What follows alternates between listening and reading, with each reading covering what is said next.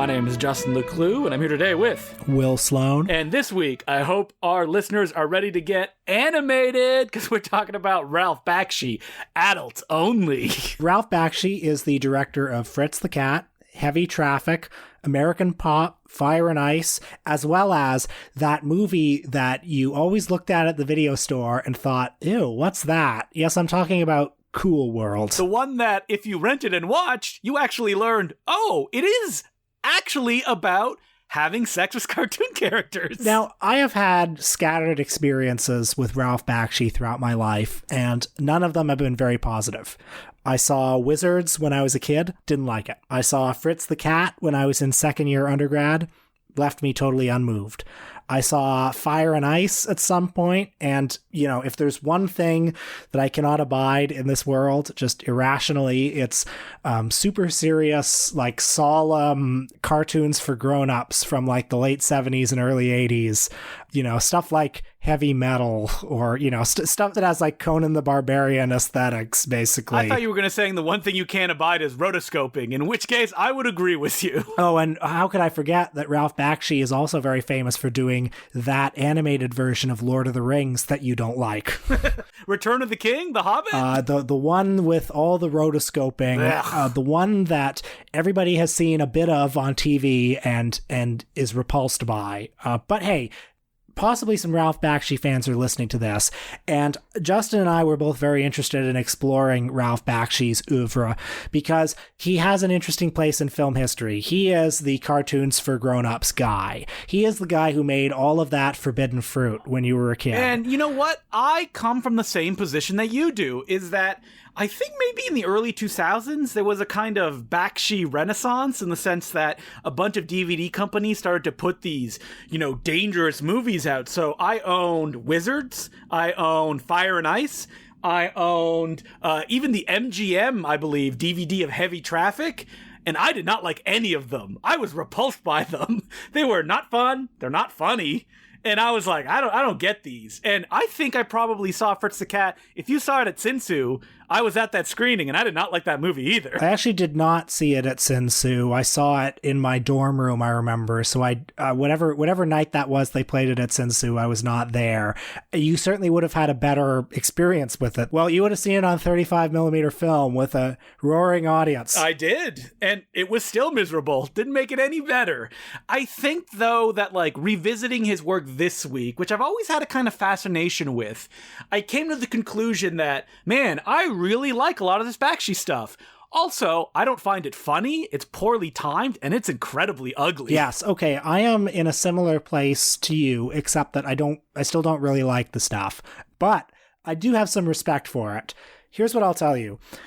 Very little in these movies actually sticks with me. When they're on screen, there are many interesting and amusing things to look at, and when it's over, I don't think about it anymore. Really? Because like Heavy Traffic is all about the kind of cartoons that we know as kids, but filtered through like just disturbing stuff that kind of creates a parallel between, you know, the cheapest Warner Brothers cartoons and just ugliness. I don't know what other way to say it. And that sticks with me. Like, it makes me feel nauseous when I watch it. I definitely like it as you describe it like that. Heavy Traffic is the best of the three movies that we watched this week. Maybe you watched more. I do find his movies, like you, very unpleasant and a little boring. And you know, as I've gotten older, in some ways I'm more ready to appreciate elements of them, but in other ways, I mean, I don't find them as transgressive as I would have as a child, you know. And why do you say that you don't find them transgressive? Only because, you know, if I had to take a guess, because your reaction is like, oh, he's putting sex and violence on screen, but what is he saying about those things other than the just act of doing it? Yeah, a little bit. I mean, I think in some of these movies he's saying some like semi-interesting things. I don't think it's like just a provocation. I think there is a worldview here, but I mean, these things are awfully unpleasant. Oh yeah. Without being very fun or funny. I don't know, just kind of like wallowing in transgressive imagery isn't all that exciting to me. I mean, okay, there's a worldview, but how interesting a worldview is it? I think maybe we'll get into that. I think it's mostly an articulation of who he is, and he likes to talk about where he grew up. So let's jump into his bio a little bit, which is that Ralph Bakshi, he grew up in Brooklyn. He was a bad student. He likes to say this in every interview, and somehow he ended up working for Terry Toons. Now, you may not be familiar with Terry Toons. Essentially, they're like the shitty Warner Brothers. They have such classic characters as Heckle and Jekyll. Oh, Mighty Mouse was another one of their big ones. Now, am I right that Fritz the Cat was like his first movie as a director? It was. His original plan was to do Heavy Traffic as a movie, but what ended up happening was that I think his producer at the time said, listen, you got to do an adaptation first, get a property that's popular. Feature-length adult animation just doesn't exist. That's not to say that adult animation has never existed. It always has. Like, some of the first, animated things were just crude images of people having sex. But in the sense of it being feature-length and released widely, that was unheard of until Bakshi made Fritz the Cat. And this is based on the classic R. Crumb underground comic character. R. Crumb, by the way, disowned this movie later. The film opens in the 1960s, and Fritz, the lovable cat, he can be found going around to protests trying to pick up the hippie chicks. Later in the film, however, Fritz has an epiphany. It's that he actually wants to become a revolutionary. Now, very tellingly, he has this epiphany while having sex with one of the black characters, who is a crow. There are several different groups represented in this film. Black people are represented by animated crows. Police officers are, of course, pigs. There are violent revolutionaries who are like tentacled monsters in trench coats. And then there are cats like Fritz, who are just kind of like the normal society. And don't forget neo-Nazis, which are obviously heroin-addicted bunnies who ride around on motorcycles. Well, of course. Now, this movie, we're going to say this probably a lot during this podcast. Out of all the ones that I watched of his early period, this is probably the one that I have the least affinity for. This one, I feel Bakshi's kind of straitjacketed to the material. The episodic nature and the very R. Crummish style that he's trying to replicate limits the movie from going into any kind of wild experimental tangents. So it essentially feels just like a regular cartoon that's a little bit more poorly animated than normal ones, but there's nudity and animals having sex in it. I'll tell you what I found interesting about this movie. It came out in 1972, and I can imagine that, like, okay, you're going into like second term Richard Nixon, and all the idealism of the 60s feels like it's very far in the rearview mirror at this point, even though it was just a few years ago. Like, I don't know, I just watched Tu Va Bien again recently, and that captures some of that spirit. This movie came out around the time that Hunter S. Thompson wrote Fear and Loathing in Las Vegas, and that book has that wonderful, memorable speech about the wave. Thompson was writing about that sense of inevitable victory over the forces of old and evil, not in any mean or military sense. We didn't need that. Our energy would simply prevail. There was no point in fighting on our side or theirs. We had all the momentum. We were riding the crest of a high and beautiful wave. And now, less than 5 years later, you can go up on a steep hill in Las Vegas and look west, and with the right kind of eyes, you can almost see that high water mark, that place where the wave finally broke and rolled back. Now, I don't know if Ralph Bakshi was like necessarily thinking in such poetic terms when he was making this movie, but there's an air of defeat in this movie. There's an air of, I don't know if nihilism is the right word. Maybe it's too strong a word, but there's a feeling of like, everybody's a phony. Yeah, Fritz the Cat sucks. Yeah, he does. He's like so lame, even though like, the marketing would lead you to believe that like Fritz the Cat, man, he's a cool guy. He's the cat that fucks. But when you watch the movie, he's voiced by like the most like white bread white guy that you could get, which is funny because that's one of the big problems that Crumb had with the film, is he thought that Fritz should have had the voice of Bakshi himself, which would have been a completely different character in my opinion. But at the same time, I still see the kind of personal touches that Bakshi has, and also the shortcuts of being able to animate a feature-length film being presented here. Like the fact that there's whole sequences that are just documentary conversations that Bakshi recorded on the sly that he then animated, specifically the stuff that happens in the bar with the crows. Like that dialogue is not scripted. It's like those Aardman animations of like the talking animals kind of stuff. Yeah, and I should say that like my thumb is basically up on this movie because I do think that like it does capture something interesting and it captures something authentic. I mean, there are a lot of jokes in the movie about the distance between actual revolutionary politics and the politics of many of the people who call for revolution. There are, like, the movie is just a big stew of jokes about socio-political topics. Like, you know, there's a swipe at the United States relationship with Israel at one point. A lot of stuff about the police. So it's one of those, I guess you could call it like an equal opportunity offender, quote unquote. Yikes! Which I know doesn't sound very good, but I do think it captures something kind of authentic that was in the air, a feeling of sort of defeat and hopelessness. I do appreciate that, even though I didn't find the movie funny or... No. I found it a bit boring at times and, you know, very unpleasant throughout. Yeah, I think that boring is probably the word that I would associate the most with Fritz the Cat, because once you go beyond, like, oh my god, I saw an animated section of a woman's anatomy, then, you know, it's such a mess. And I think that Heavy Traffic, the film that was closer to Bakshi's own life and worldview, and is also even uglier than Fritz the Cat, is something that I find is more appealing just because it is that personal perspective.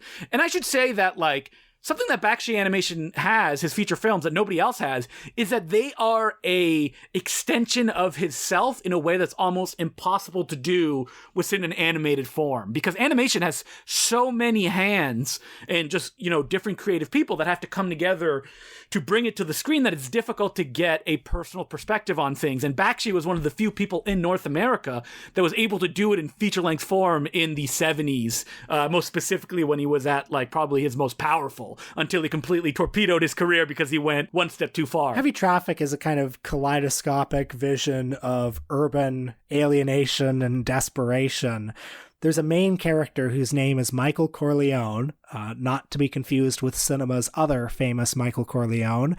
He is an underground cartoonist, or at least an aspiring underground cartoonist, and we first encounter him in live action footage where he's played by a real life actor, a guy named Joseph Kaufman. He spends most of the movie at an arcade where he's playing pinball, and the pinball machine has heavy metaphorical significance here. It conveys cruel randomness of existence in the hellhole of a city that this is set in. I mean, it's basically New York City, yeah, right? It's New York City of, like, Taxi Driver and the other, like, blasted dystopian visions of New York in the 70s. But, you know, now it's animated with cartoon-style gags, but, you know, people will bleed, and it will be very unpleasant, and there will be spousal abuse, animated like it was, you know, a Cheap Jack Warner Brothers cartoon. So there are a dizzying range of characters in the animated world that is the bulk of the running time of the film. You've got Michael's parents. He's got a Jewish mother who is very horny, and an Italian father who's kind of a wannabe mafioso. There's a bar where a lot of the stuff happens. So there's a legless bartender and a black barmaid named Carol, who is the lead character's object of desire. There's also a drag queen sex worker, Snowflake, who runs in and out. Just a range of grotesque images that we see. A lot of naked and ugly cartoon flesh, a lot of very brutal violence, a lot of crime and prostitution, and it's all set against this backdrop of poverty and decay. And also, I think it's worth mentioning, a lot of imagery that could be interpreted as ambiguously racist. Ambiguously racist? Well, it's like how much of it is ironic or this or that, well, right? I mean, Bakshi, you know, has gone on record saying that it's all the racist kind of stereotypes that he's presenting on screen are to confront the audience with it in the ugliest context possible. I mean, I know you didn't watch Coonskin, but that's all his other film that followed this one, aka Street Fight, aka Harlem Nights, deals with, where, you know, he readapted the tales of Uncle Remus but made it like gangsters that kind of look enough like Bugs Bunny without being able to be sued. And by the way, my pledge to Important Cinema Club Nation is that I am eventually going to see Coonskin because I'm intrigued by it. Oh, it is even uglier than Heavy Traffic. You see, that gets me interested. It's like, wow, how could it get uglier than this? Like, now that I gotta see. Heavy Traffic, again, when I watched it as a kid, I remember how, like, disconnected I was from the fact that, like, none of the jokes made me laugh. The character designs, which are just a Bakshi staple, are it's so ugly. Everyone's squat. They all have giant lips. Their eyes are all bugging out the entire time. It's just not fun to look at. It's not something that I would want to draw when I was a kid. And there is a dissonance with what Bakshi loves to do, which is create a kind of collage feel to his film. So there's all these mixed medias being played out.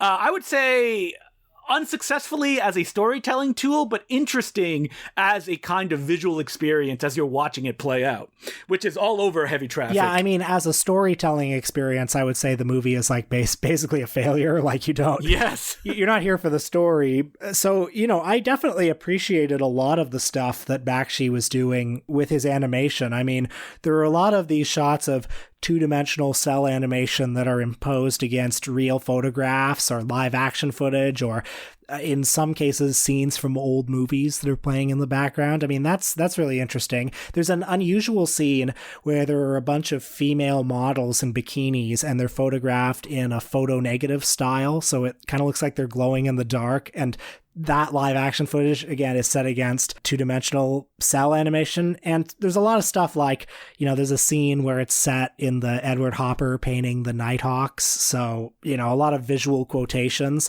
So I don't know, there's always every scene has something interesting to look at. I think that the way that I would recommend somebody approach the film is not as a storytelling experience where you can be involved in any kind of dramatic arc of the film, but imagine it like flipping through the diary that is somehow cartooned of the person that made it. And there's pages missing, and there's stuff that's too real, but somehow he wrote down anyway. And that's what Heavy Traffic is. And, the kind of impressive thing that I find in it is that it is an animated film. Like, you could do a live action version of this, and it would almost be like, Andy Warhol's Trash or something like that. Yeah. But the fact that it's animated makes it even more unpleasant because our brains are not programmed to see these kind of events play out in that way.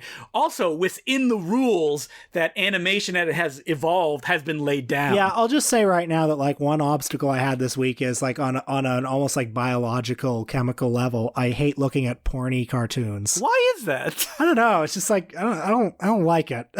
I'm very curious about that because you don't really like animation beyond the Warner Brothers, right? That's not something that you look towards or seek out. Well, actually, I'm not so sure. I mean, I like the Fleischer cartoons. No, I mean the years, so 50s onward. You like that classic theatrical era of animation, but you're not you don't go looking for new animation, even 80s onward. That's actually probably true. Although there is I will say there's a lot of animation from 80s onward that I respect and think is good. I don't know, I like the fucking The Simpsons, or yeah, Batman exactly. the Animated Series is good, But I would say I have an affinity for animation as a medium that I don't think you share. I mean, that's a very broad generalization, but I go towards animation. I really like animation, especially hand-drawn stuff in any era. I won't confirm or deny that now, but I'm going to think on that and get back to you. Because I remember when you started watching these Bakshi movies, you did message me and you're like, there's something I don't like about it. Even before you started watching it. And I mean, that's you admitting to use a big word, prejudices in this context. Yeah, it is. That is connected to something not necessarily from the work itself, which, as I said again, ugly, miserable. So it's not like you're seeing something that I'm going, it's a masterpiece. Why don't you understand this, Will?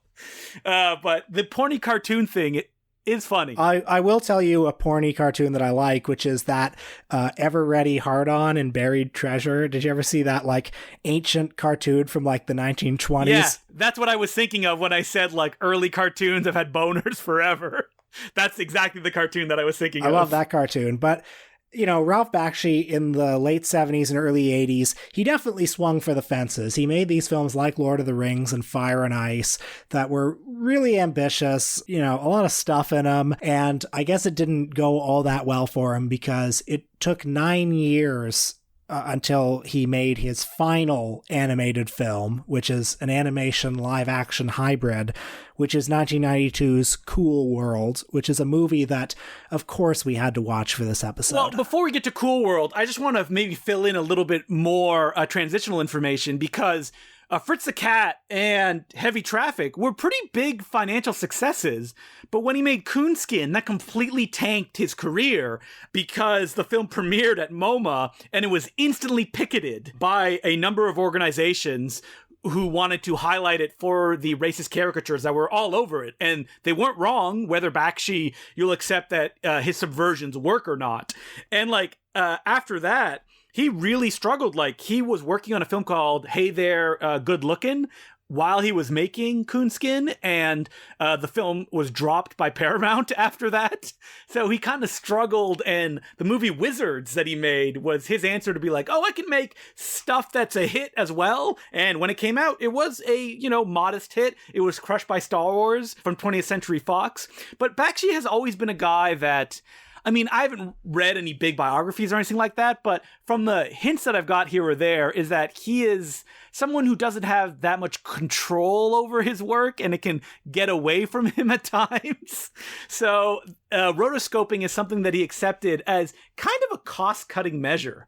And, it's easier to do stuff rotoscoped. I'm sure people are going to argue with me, and they're like, you don't know anything about animation, than it is doing it by hand. And that's why, like, Lord of the Rings and American Pop and all those other films are rotoscoped. And I just gotta say, I gotta get on my rotoscope soapbox here. It sucks, man. Like, the Uncanny Valley is wild, and unless you're, doing something over it and using a base to make something even more surreal, don't do it. It's not fun. Like, it's just not fun to watch. Like, I watched American Pop this week. Ugh, not good. Did not like it at all. Do you like Waking Life? I was going to say Waking Life, yes, because that is literally doing what I said, is doing kind of wild and wacky things with the kind of grounded rotoscope look. So had you ever seen Cool World before? Oh, yeah, I had seen Cool World. I mean, Cool World, anyone that knows it, it is such a weird train wreck of a movie that, like, it's fun to just bring up in regular everyday conversation, even though I did not see it when I was a kid. I only saw it, in my 20s. I definitely, for all my life, had a kind of visceral repulsion towards this movie, that it was like, oh, it's that. Oh, maybe we finally found the root of your hate for porn animation. It's been looking at that box art of Cool World during the time of its release. Yeah, it's like, what is this, like, porny cartoon for grown-ups? Ugh, no thanks. Yeah, no thanks. Give me Roger Rabbit, There's no sex in that cartoon. And, I mean, I think America basically agreed with me, because this movie was not a success. It basically ruined his career once and for all. And I finally watched it today, and, it's not very good, but I have to say, it's like, I don't know, it's got some interesting stuff in it. It was better than I thought it might be. The backstory of Cool World, it's one of those fun ones, which is like, what could it have been? Because, like, the story goes, Ralph Bakshi, he pitched a horror film to Paramount, which was about a toon and a human being have a kid, and that kid essentially becomes a serial killer. And Paramount's like, oh yeah, this is great, do it. The story goes that they started production, they started building sets, and then behind his back, the producer, Frank Mancuso Jr., completely rewrote the script and then gave it to him and said, you're not making your horror film. I've done too many horror films. We don't want to be the studio that only does Friday the 13th. This is what you're going to do instead. Ralph Bakshi was so angry, he punched Frank Mancuso Jr. in the face, and he still made the movie anyway, and told his animators, just animate whatever you want, and we'll put it in the movie, not even letting them know that the script had been changed. Which, when you watch the film, you're like, that makes a lot of sense. Yeah, that definitely explains a lot. So the narrative thread of the film is there are two time periods. We begin in 1945. It's right after the Second World War. A veteran, played by a young Brad Pitt, has returned, and he gets in a traffic accident almost immediately, and that sends him not to heaven or hell, but to an alternate reality known as Cool World, which is kind of like Toontown on acid. Cool World is kind of like the title that they came up with and said, all right, we're going to stay here all night until we come up with something better than Cool World. And they're like, I guess we're going with Cool World. I mean, Toontown on acid is one way to say it. You could also say it's Terry Toons Town, because it's all the characters that time has forgot. Fairly poorly animated in that very early 90s style. Now, there's another time frame in this film. Some of the rest of the film takes place in 1992, where the other main character, played by Gabriel Byrne, is a cartoonist who created Cool World with his own pen and ink. And he did that while he's serving time in prison. And his greatest creation in this fictional universe is a blonde sex pot named Holly Wood. and she's voiced by Kim Basinger. And to my eyes, she's even hotter than Jessica Rabbit is. And I gotta say, you know, as one of those like Lost, what could have been? I know what the movie would have been. I've seen Ralph Bakshi's other films. It would have been a mess like Cool World is. So Hollywood ends up being flipped back into the real world, where she becomes a human woman played by the human Kim Basinger. Brad Pitt, meanwhile, wants to, well, I mean, there's a lot of going back and forth between the main world and the real world. There are people who want to live in one version or the other, and in the end, there's basically a great big collapse where all of the Toon World is seen doing an apocalypse in Las Vegas, basically. And you've got all of these characters who are kind of reminiscent of familiar cartoon archetypes. Like there's a Superman character, for example, who's there. It's like if Toontown was like really a rundown place. Filled with like Poverty Row cartoon characters. I mean, you missed the most important part, which is this film hinges on Gabriel Byrne climaxing in a cartoon character, which starts this whole apocalypse. That's very important. I mean, what can you say about it? I think the flaws of the movie, which are many. Yeah, it's boring. It's not particularly funny. The plot is not good. It's not a plot that I like. And also, like, a lot of the animation is actually like kind of good. A lot of the character designs are interesting and weird. There's just like too much of it. It's like transmissions from an animator's brain as he's dying that just pop up on screen at random moments. And I'm not even being like sarcastic. Like, animation will just pop up. Screaming skulls will just fly across the screen without motivation. Yeah, okay, that part in particular really confused me, that screaming skull. I was trying to figure out why is that? Why did I see that? It feels almost like Bakshi is fighting against the material that he's being forced to make. And so he's just putting as much of it as he can in the frame. And there's like, you know, just like Who Framed Roger Rabbit, there's a whole bunch of like, you know, references to classic like Fleischer or Terry Toon characters. Little Orphan Annie shows up as well. Like character designs that the big screen hasn't seen for like 70 years show up in Cool World, which is interesting and does kind of lead it value as a kind of repository for a bunch of garbage in a film that doesn't really work in the way that its producers or even director intended it to. Although I do think the movie is better than its toxic reputation. I think, yeah, there's a lot of interesting stuff in here. Those great expressionist sets that they actually blew up from drawings and that the characters can walk around in. That's super fun.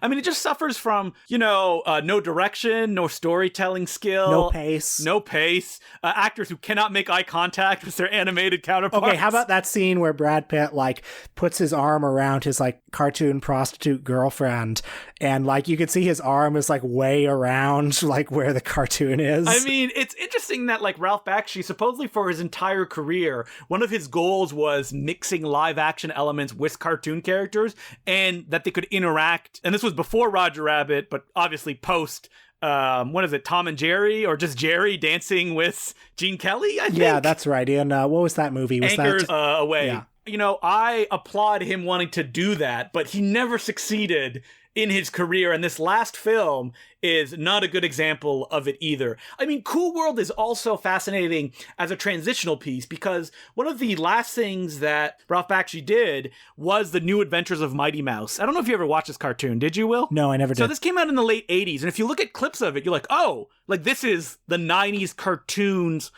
you know, the proto version of them. And it is because it had all of the names behind it, probably most famously, very bad man John Kay, who was Ralph Bakshi's protege. The future creator of Ren and Stimpy. So after that, John Kay, the same year Cool World came out, he created Ren and Stimpy, which was an evolution of the style that he developed under Ralph Bakshi. And, you know, Ren and Stimpy is the forebearer of all animation in the 90s. So it's kind of fascinating that Ralph Bakshi, the adult cartoon guy who did his stuff from an individualist perspective, is also the person who gave birth to the animation, like that gross out kind of Ren and Stimpy clones that me and you experienced throughout our entire youth. Oh, yes.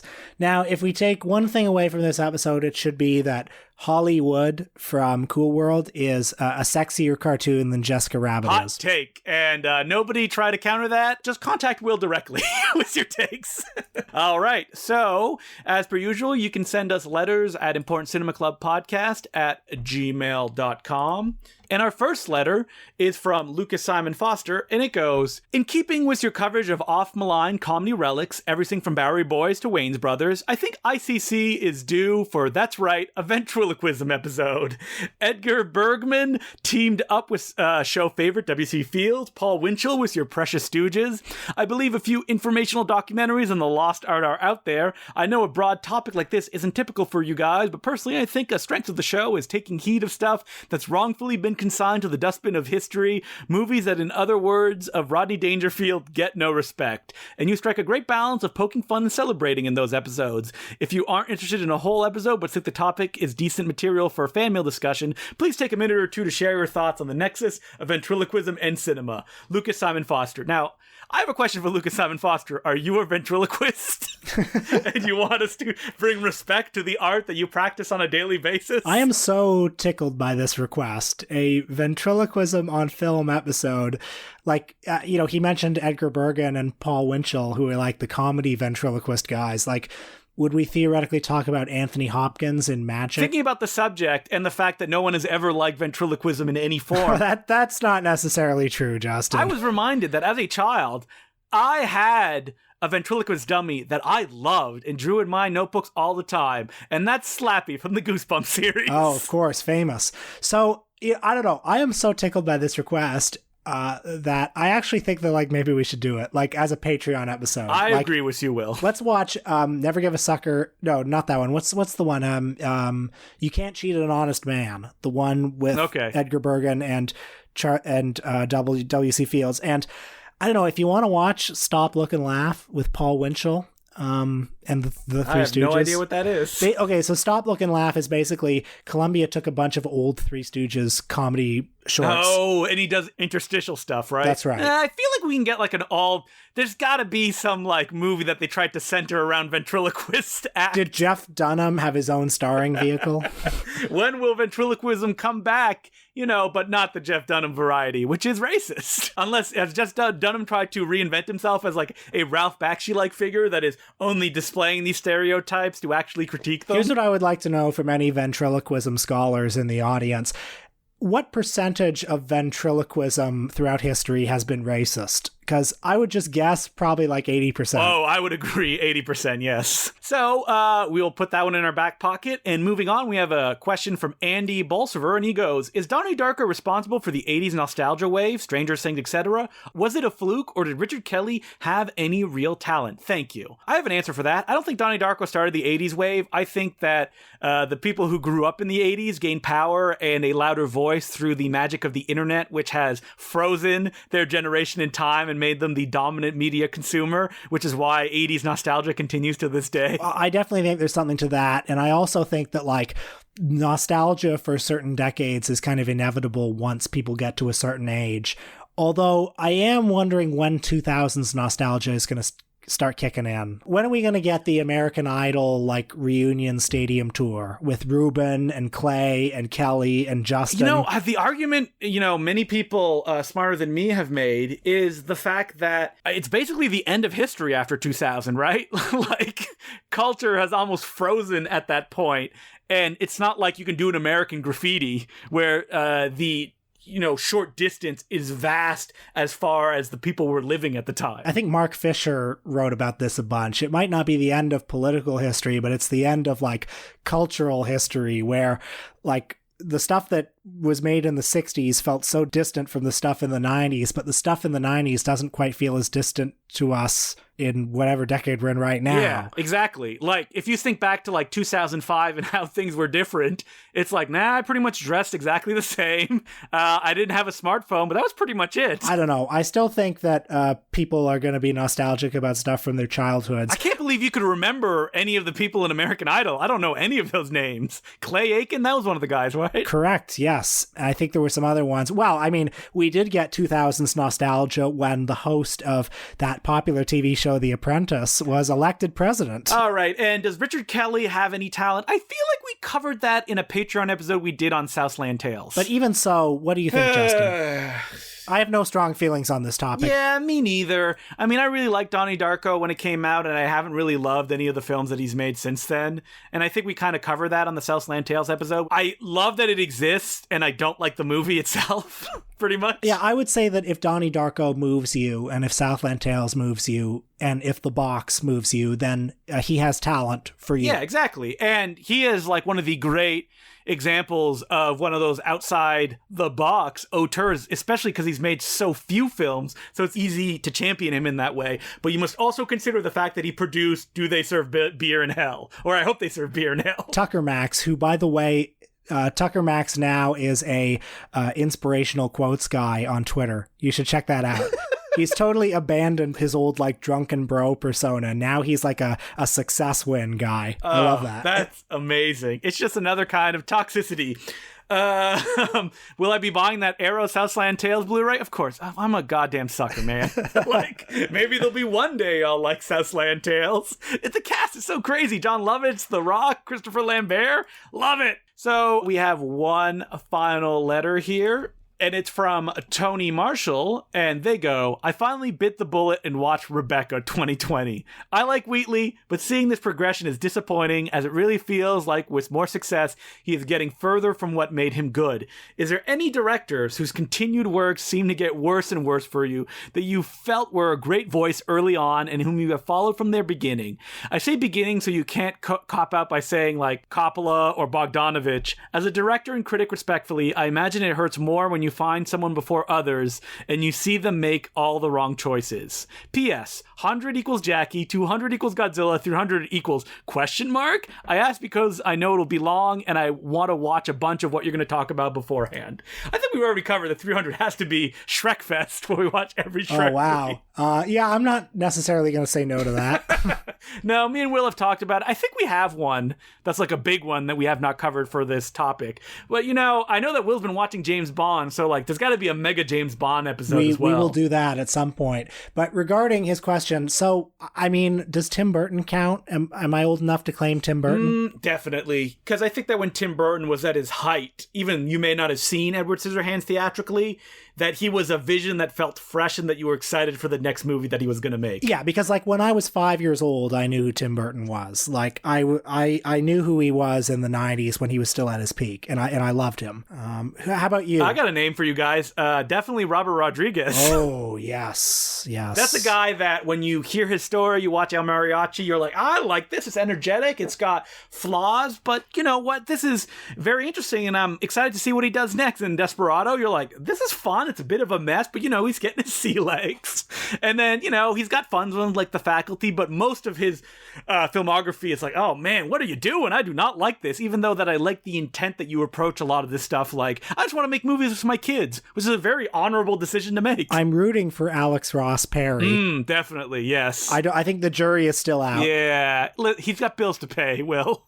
You know, he's got to direct and write Fear Street Part 2, I believe, as his next movie. Alex Ross Perry is an interesting guy that the success of Listen Up, Philip, and whatever minor success it had, created a reaction that he wanted to kind of reinvent himself with every movie that he made, which is not, you know, a bad thing, because, you know, as a filmmaker, you don't want to be pigeonholed in the one thing that you did. But with every film, he strays away from like what we really loved about those movies. We're like, no, just come back, do the thing that you did really well. I like the earlier, funnier ones. Yes, exactly. So thank you again for that letter. And if you have any questions or comments, we can be reached at importantcinemaclubpodcast@gmail.com.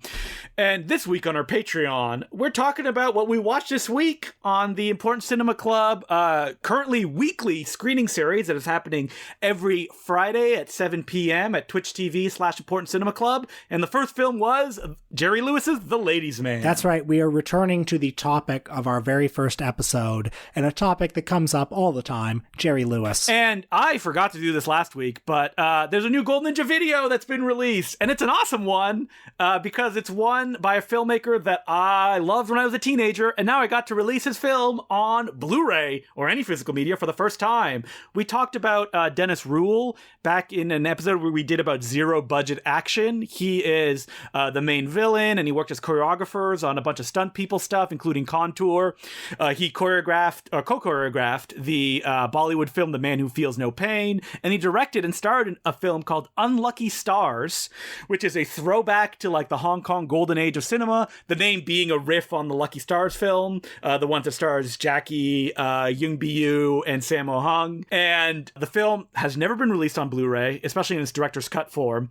Not only am I bringing it to Blu-ray with a bunch of special features, like a making-of doc that he cut together and he shot, deleted scenes. I also recorded a new commentary with him and did like a career-length interview with him as well of what it is like to be like a stuntman in the trenches, doing the greatest work that you can really do as like a stunt choreographer, and no one giving you any money to keep doing it unless you do it on your own. And what's great about Unlucky Stars, a movie that took him years to make, is that like there's a whole bunch of faces that went on to be like really big in the stunt world, including Vlad Rimberg, who is a supporting role and is the action choreographer on the film, and Sam Hargrave, who plays the villain in the picture, went on to be Captain America's stunt double. He was a second unit director on the Avengers films. He choreographed the action in The Mandalorian, the Disney Plus show, and he also directed the Chris Hemsworth film Extraction. And he's in this film as the villain who has a big action climax at the end of the picture. So folks, I know that we all wish that there were still movies with Hong Kong style action scenes,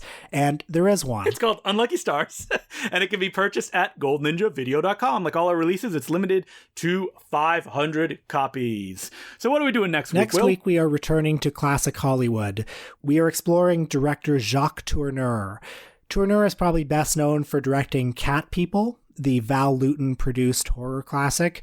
And in his films, Tourneur, as I understand it, often evoked a certain state. They're films in kind of a dreamy nightmare realm. And while we will not be talking about Cat People, because we did cover it in a Val Lewton episode that we did, which when we decided on this topic, I had completely forgot. So thank you for bringing it up, Will. Otherwise, we would have done the Cat People again.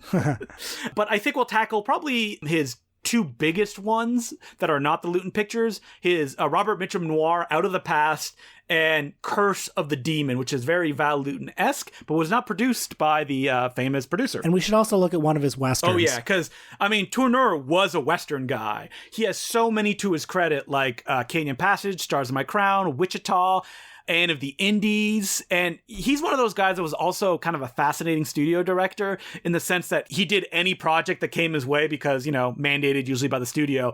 And he was also one of the guys that I need to add to my list that made gigantic, cumbersome peplum films like Anthony Mann did, even Edgar G. Ulmer, and Jacques Tourneur did as well with 1959's The Giant of Marathon. And it's basically where the studio directors went to die.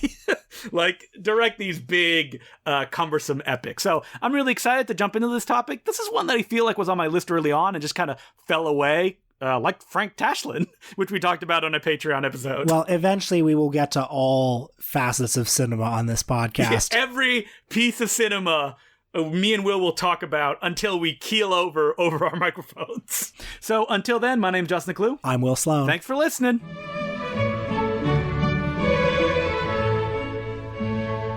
Justin here, interrupting briefly to thank some of our new Patreon subscribers, who include William Barshop, Minu Jun, Oren Lyman, Amy Butterfield, Lance Garrickson, Zoid Wheeler, Jane Smith, Marius Juknivicius, and Andrew Miller.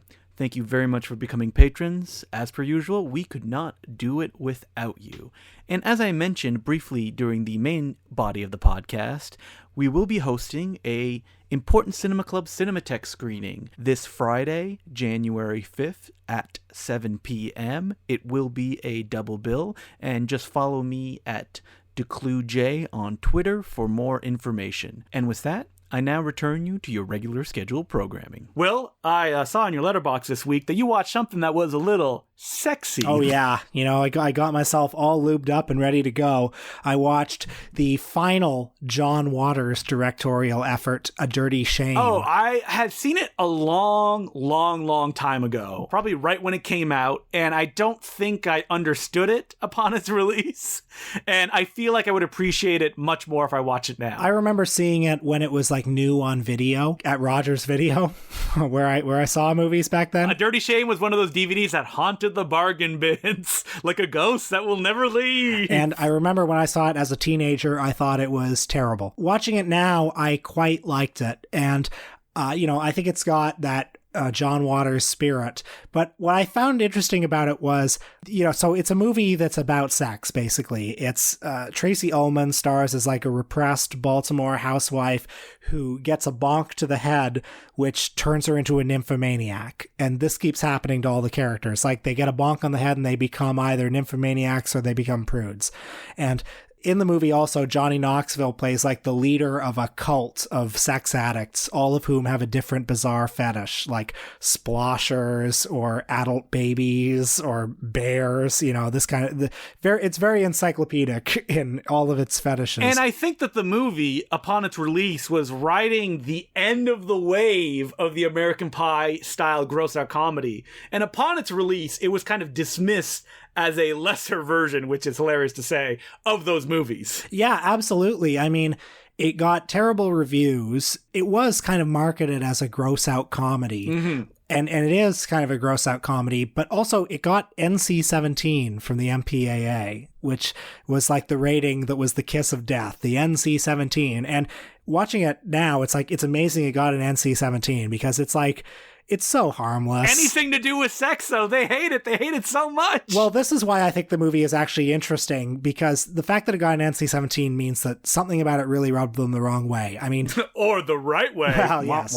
John Waters in interviews has said that when he asked them, like, what can I cut? They said, oh, we just stopped taking notes. Like, it was overall tone. And the overall tone of the movie is very sex positive. Yeah, I thought it was just, like, goofy. Like, that's the overall tone of it. Well, the thesis of the movie is basically that all sex is good, all fetishes are good, and to be promiscuous, to be wildly sexually promiscuous, is actually a very positive lifestyle choice that you can partake in. And that is actually different than the other gross-out comedies of the time. Yeah, because the other gross-out comedies is that, like, sex is gross. Men are horny, but they should be shamed through embarrassing situations for wanting to enact any of these urges. And think about all those movies. Like, we did a whole episode on the Wayans brothers. We did an episode on SNL comedies. Those movies are 90% gay panic jokes. And here, A Dirty Shame is like the only Hollywood gross-out comedy movie that is like, all fetishes are good, actually, and homosexuality is good and positive. It's one of those movies where, like, if it came out now, it wouldn't seem as interesting because sex positivity discourse is much more mainstream now than it was in 2004. But this was a year before Brokeback Mountain came out, and remember how controversial that was. So it's an interesting, like, historic artifact, this movie. Like, because, when it came out, if you read the reviews, they're all kind of like, ugh, this is so childish, oh, he really thinks he's being shocking with all of this. But the fact that it got an NC-17 movie, I think, just proves that... he was shocking, that people weren't ready for it. Yeah, so, I don't know, I liked it quite a bit. I thought it was very fun and funny. And how do you think it stands as the last cinematic work of John Waters? Because I do not think he will be pulling another feature film out of his hat before, what happens to all of us does. Well, in the very final scene, Johnny Knoxville, like, elevates above the ground and his head, like, pops open and, like, a bunch of splooge shoots out and it lands on the camera. And that is the final image in a John Waters film, just a camera coated in cum. And I think that's a beautiful note to end his career on. It's a thesis statement. Fin du cinema.